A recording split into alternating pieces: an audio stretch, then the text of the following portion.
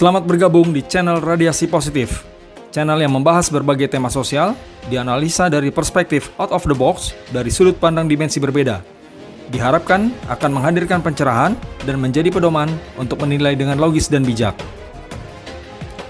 Sebelum kita melanjutkan ke pembahasan tema berikut ini, jangan lupa untuk like dan tentunya klik tombol subscribe. Terima kasih. Assalamualaikum warahmatullahi wabarakatuh. Kembali bertemu dengan saya Iro Feldi. Di sore ini kebetulan saya akan membahas satu tema khusus, tema tentang premanisme. Nah, yang kita mau bahas di sini adalah soal premanisme, soal segolongan orang yang ada di tengah kita, bahwa fenomena keberadaan mereka di tengah kita itu harus kita akui. Mereka ada di tengah kita dan mereka bekerja di sektor informal. Biasanya mereka mengarah unsur-unsur pekerjaan yang bernuansa kekerasan. Oke. Di mana profesi mereka macam-macam. Ada yang sebagai penguasa daerah, ada yang sebagai penjaga keamanan terhadap mungkin usaha-usaha orang tertentu. Ada juga yang mungkin yang paling familiar yang kita tahu adalah penagih hutang, atau kita sebut dengan bahasa kerennya debt collector. Nah, saya akan mengerucut ke tentang debt collector karena dari sekian banyak jenis profesi yang mereka lakukan, preman-preman ini lakukan, yang paling sehari-hari dekat dengan kita adalah debt collector. Kenapa saya katakan dekat? Karena pergerakan mereka itu sehari-hari sering bersinggungan, asal sering berurusan dengan kita-kita semua, sebagian besar masyarakat Indonesia. Kenapa saya bilang begitu? Karena kita jujur harus juga akui, sebagian besar masyarakat Indonesia hari-harinya sering mengadakan transaksi bisnis atau apapun itu dalam konsep berhutang. Berhutang kepada perusahaan leasing, berhutang kepada bank, atau berhutang kepada siapapun, di mana dikala warga kita sudah mulai bermasalah dengan hutang, maka mulailah di situ akan terjadi peluang akan berurusan dengan debt collector. Nah, tentang debt collector ini kita sering mendengar simpang siur di lapangan. Sebenarnya bukan simpang siur, rumor-rumor atau bicara antar kita sebagai masyarakat umum, terutama yang kita yang mungkin selalu berurusan dengan urusan transaksi yang mengandung hutang, apa kartu kredit atau leasing atau apapun itu.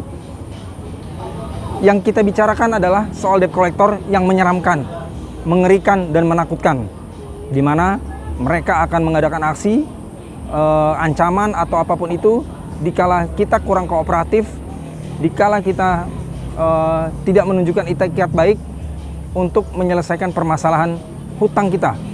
Dikala hutang kita ada masalah, mungkin sudah jatuh tempo atau apapun itu, makin berlarut tidak selesai, mulailah itu debt collector bergerak menghubungi kita dengan cara pendekatan baik-baik, dan makin berlanjut ke sini makin mengancam diri kita.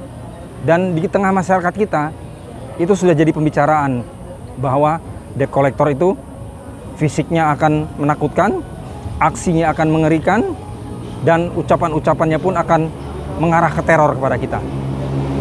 Saya malah menangkap sisi lain dari hal itu. Saya tidak akan melakukan pembenaran bahwa mereka itu seperti melakukan teror. Seharusnya saya akan menangkap sisi lain, saya bilang lagi tadi, seharusnya kita introspeksi kepada kita sendiri. Karena mereka tidak akan pernah memulai kalau tidak ada masalah. Pertanyaan, coba diingat, pertanyaan yang paling jelas adalah, dari mana mulai masalahnya? Dari kita sendiri.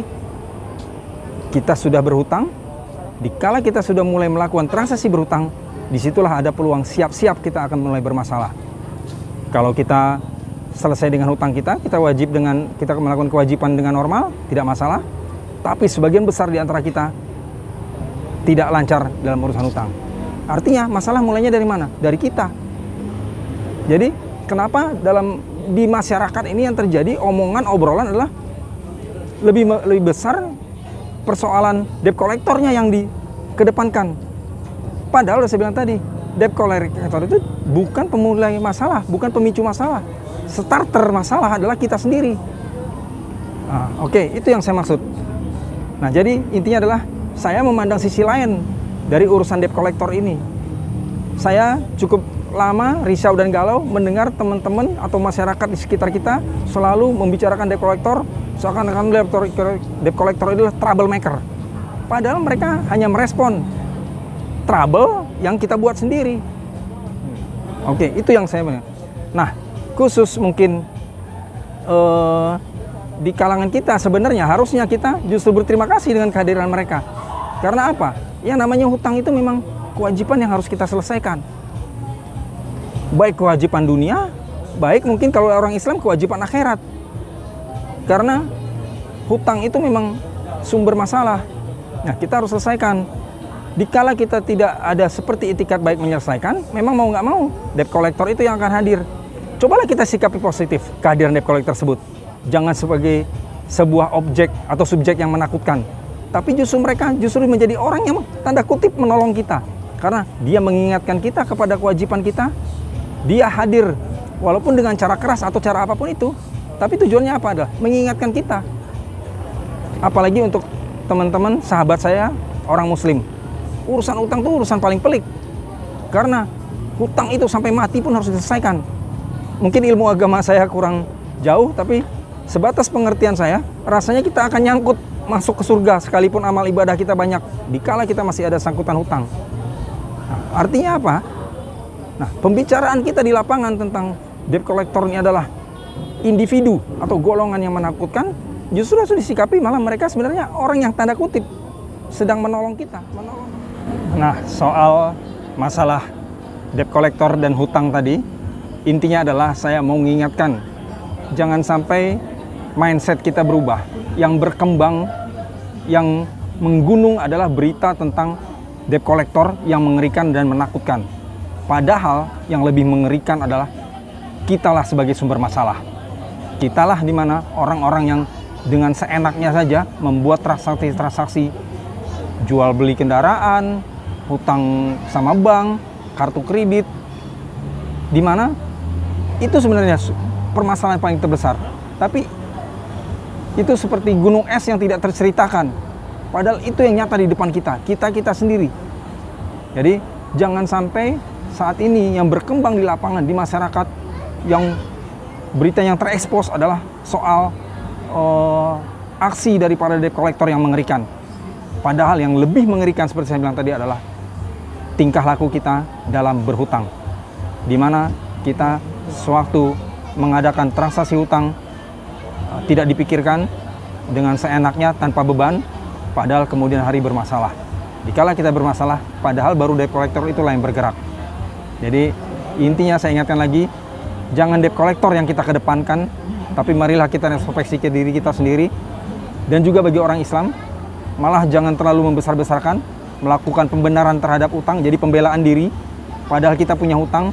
Dan ingat seperti saya bilang tadi, tanda kutip, malah debt collector inilah mungkin bagi orang Islam sebagai penolong kita dalam menyelesaikan hutang. Karena kalau kita tidak ditekan, kalau kita tidak dibebankan dengan adanya kewajiban kita selalu lupa. Seperti saya bilang tadi, agama pun mengingatkan bahwa kalau kita nggak selesai dalam hutang, panjang urusan kita dunia dan akhirat. Demikian, semoga bisa disikapi. Seperti saya sampaikan bahwa channel saya ini out of the box, menyikapi sesuatu dari hal yang lain, dari sudut pandang hal yang lain. Jadi mungkin agak sedikit kontroversial, memang itulah konsep channel ini. Semoga teman-teman bisa menyikapi dengan baik. Wassalamualaikum warahmatullahi wabarakatuh.